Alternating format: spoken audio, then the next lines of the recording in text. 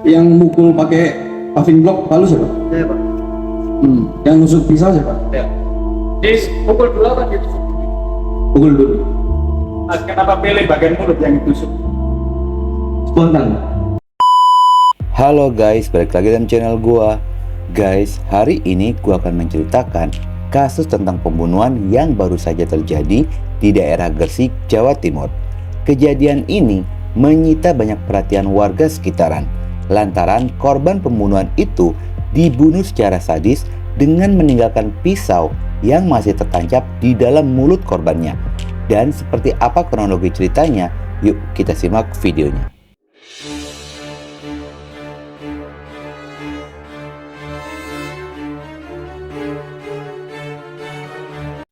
Kasus pembunuhan ini terjadi pada seorang laki-laki bernama Aris Suprianto berusia 30 tahun, warga Dusun Gelindung RT 04 RW 02 Desa Pranti, Kecamatan Menganti, Kabupaten Gresik, Jawa Timur. Aris masih berstatus lajang. Dia pun tinggal hanya sendirian di dalam rumahnya. Di dalam kesehariannya, Aris memiliki pekerjaan sebagai seorang cleaning service di Rumah Sakit Bakti Dharma Husada, Surabaya, dan sudah bekerja sejak Juni 2021. Pada kehidupan dan aktivitas sehari-hari, semua berjalan lancar seperti biasa. Namun, pada hari Minggu, tanggal 26 November 2023, kakak Aris yang bernama Nuraini tidak dapat menghubungi Aris. Nuraini pun mencoba menelpon ponsel Aris berulang-ulang kali. Namun, hingga malam hari, Aris benar-benar tidak bisa dihubungi. Khawatir dengan kondisi adiknya, Nuraini akhirnya mengajak adik lainnya yang bernama Syarul Ramadan untuk mengantar menuju ke rumah Aris. Setibanya di rumah Aris pada jam 01.30 dini hari, tanggal 27 November 2023, mereka merasa aneh menemukan pintu pagar rumah dalam keadaan terbuka. Curiga dengan kondisi tersebut, mereka pun langsung membuka pintu dan masuk ke dalam rumah. Di sanalah mereka sangat terkejut ketika melihat banyaknya ceceran darah di lantai. Seraya memanggil dan mencari keberadaan Aris, akhirnya menemukan Aris di dalam kamar dengan posisi terlentang di lantai kamarnya dan bersimbah darah. Yang mengerikannya, ada sebilah pisau menancap di mulut Aris. Sontak berteriak, langsung berlari ketakutan mendatangi rumah tetangga yang berada di samping rumah Aris. Tetangga tersebut membantu menghubungi perangkat desa dan melaporkan kejadian ini ke Polsek Menganti. Tidak lama berselang, polisi pun tiba di lokasi kejadian dan benar saja polisi menemukan tubuh Aris sudah tidak bernyawa dengan tikaman pada bagian mulutnya, dan pada bagian kepalanya pun masih mengeluarkan darah. Setelah polisi melakukan olah TKP, tepatnya pada jam 9 pagi, tubuh Aris segera dievakuasi menuju RSUD Ibnu Sina Gresik. Dari hasil olah TKP, polisi menemukan pisau, palu, dan batu paving block yang diduga digunakan oleh pelaku untuk membunuh Aris. Selain itu, polisi mengamankan adanya alat kontrasepsi bekas pakai di dalam kamar dan juga beberapa botol bekas vitamin pemutih kulit serta minuman pelancar datang bulan. Sesuatu hal yang aneh, seorang pria lajang memakai pemutih kulit dan pelancar datang bulan. Informasi dari Kasat Reskrim Polres Gresik, AKP Aldino Primawirdan, jika kematian Aris kurang lebih 18 jam sejak dievakuasi ke RSUD Ibnu Sina. Terdapat adanya luka tikaman pada bagian mulut sepanjang 20 cm yang diduga korban meninggal dunia dibunuh dengan ditikam pada bagian mulutnya. Sementara pisau yang digunakan untuk membunuh Aris teridentifikasi sebagai pisau dapur. Setelah itu, pelaku mencuri barang-barang berharga korban, di antaranya sepeda motor dan ponsel milik korban. Polisi pun segera melakukan serangkaian penyelidikan demi mengungkap kasus pembunuhan ini yang dialami oleh Aris Suprianto. Berdasarkan kesaksian tetangga yang bernama Subakir berusia 62 tahun.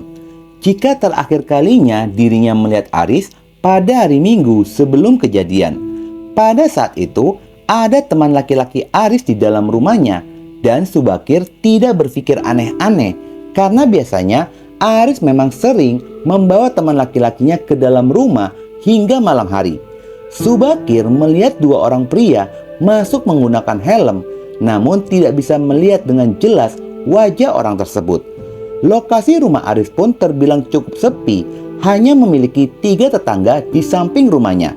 Selebihnya hanya berupa tanah kosong. Jarak rumah Aris pun cukup jauh dengan jalan raya kurang lebih 4 km dari jalan raya Menganti. Selain itu, Aris juga dikenal jarang bersosialisasi, hampir tidak pernah bersilaturahmi dengan lingkungan sekitaran. Diketahui Aris telah mendiami rumah kurang lebih 8 hingga 10 bulan, sedangkan Subakir sudah 14 bulan. Pada saat kejadian, Subakir tidak mendengar adanya teriakan ataupun keributan di dalam rumah. Pada saat kejadian itu, dirinya sedang tidur bersama dengan cucunya. Bahkan anak Subakir yang merupakan ojek online baru saja pulang pada jam 11.30 malam harinya dan baru tidur pada jam 01 dini hari. Dia juga tidak mendengar suara apapun. Subakir baru mengetahui pembunuhan itu setelah dibangunkan oleh Nur Aini dan Syahrul pada jam 01.30. Ada kesaksian dari tetangga lainnya yang berinisial PR. Menurutnya, Aris pernah mengajak PR untuk melakukan hubungan sesama jenis. Namun, PR yang masih normal langsung menolak ajakan tersebut. Saksi PR menceritakan kejadian itu pada saat pertama kalinya Aris menempati rumah baru itu. Dan kebetulan saja rumah Aris tidak jauh dari rumah PR. Aris meminta nomor ponsel PR kepada bapaknya. Dan di dalam pesan WhatsApp, Aris pun berterus terang mengajak PR berhubungan intim. Bahkan menawarkan akan memberikan imbalan uang. Namun ajakan itu pun ditolak mentah-mentah oleh PR. Seketika dirinya pun merasa takut dan merinding. Setelah melakukan serangkaian penyelidikan, akhirnya pihak kepolisian pun berhasil menemukan adanya titik terang. Polisi telah mengantongi 2 identitas terduga pelaku yang telah menghabisi nyawa Aris. Polisi segera melakukan pengejaran terhadap kedua pelaku tersebut. Satreskrim Polres Gresik menggunakan mobil mengejar para pelaku yang kerap berpindah-pindah tempat. Hasil pelacakan polisi menemukan signal ponsel mereka mengarah ke daerah Jawa Tengah. Setelah dilakukan pengejaran, pelaku pembunuhan pertama berhasil ditangkap atas nama Irfan yang pada saat itu melarikan diri ke daerah Tegal, Jawa Tengah. Setelah beberapa jam kemudian, pelaku kedua yang bernama Hengki ikut tertangkap di daerah Cermai, Gresik. Setelah berhasil menangkap kedua pelaku, pihak kepolisian pun masih terus bergerak, menemukan barang-barang milik korban yang telah dicuri dan dijual kepada penadah. Barang korban yang dicuri berupa sepeda motor Honda PCX dan ponsel merek Samsung.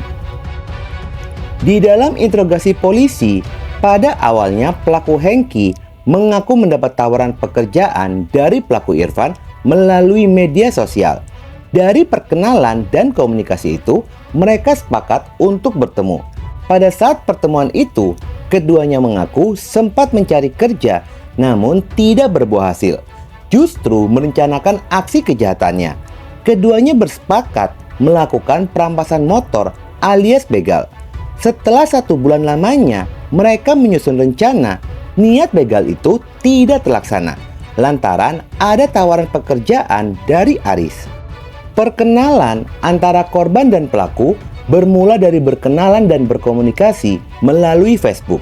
Pelaku Hengki dan Irfan mengajak Aris untuk bertemu di rumahnya. Namun Aris menolak dan mengajak keduanya bertemu di warung kopi daerah Menganti. Pelaku Hengki dan Irfan mengiyakan ajakan dari Aris. Ternyata sebelum pertemuan, pelaku sudah merencanakan akan melakukan perampokan kepada korban Aris. Setelah rencana itu matang, keduanya pun datang untuk menemui korban Aris. Korban dan kedua pelaku sempat ngopi bersama. Setelahnya, kedua pelaku ini diajak ke rumah Aris, ditawari terapi pijat oleh korban. Dan keduanya pun setuju dengan tawaran tersebut. Sesampainya di rumah Aris, mereka pun melakukan pijat. Dan setelah 1 jam keduanya berada di rumah korban, pelaku kembali merencanakan akan mengambil motor korban di saat korban tidur. Sebelum aksi kejahatannya itu dilakukan, posisinya Hengki dan Aris berada di dalam kamar sedang dipijat. Lalu Irfan pergi ke dapur dengan alasan memasak mie instan. Pada saat di dapur itulah pelaku Irfan melihat adanya pisau dapur dan menyimpannya di pinggang belakang. Pelaku mengaku jika pisau itu sengaja diambil hanya untuk berjaga-jaga jika Aris tidak tidur dan khawatir melakukan perlawanan. Pada saat kembali ke dalam kamar, ternyata korban melihat pisau yang dibawa oleh pelaku Irfan. Sontak korban pun berteriak. Hengki yang berada di dekat korban memiting kepala korban. Aris yang mendapatkan perlakuan itu mencoba memberikan perlawanan. Kewalahan dengan perlawanan dari korban, sajam pisau yang dibawa oleh Irfan langsung ditikamkan ke tubuhnya Aris. Namun anehnya, pisau itu tidak bisa menembus tubuhnya. Aris yang terus berteriak dan berontak, pelaku Irfan mengambil palu dan batu paving block, lalu menghantamkannya ke kepala Aris yang membuat Aris pun terjatuh dan tidak sadarkan diri. Dalam posisi terjatuh itulah Hengki mengambil pisau lalu menikamkannya ke mulutnya Aris untuk memastikan apakah Aris ini sudah meninggal dunia atau tidak. Setelahnya pelaku Hengki dan Irfan membawa kabur sebuah motor dan tas miliknya Aris yang di dalamnya berisikan uang 300.000 dan ponsel. Pelaku menjual motor korban ke Ahmad Supriyadi yang motor tersebut dijual lagi ke Joko Dwi seharga 10,5 juta. Sementara ponsel milik korban dijual ke Aditya Rosadi seharga Rp600.000. Kapolres Gresik AKBP Adria Panji Anom mengatakan para tersangka pembunuhan itu yaitu Irfan dan Hengki sudah merencanakan terkait kasus tersebut. Selain itu, Irfan juga merupakan seorang residivis begal wilayah operasinya daerah Sumatera. Pasal berlapis menjerat keduanya dan ancamannya adalah pidana mati.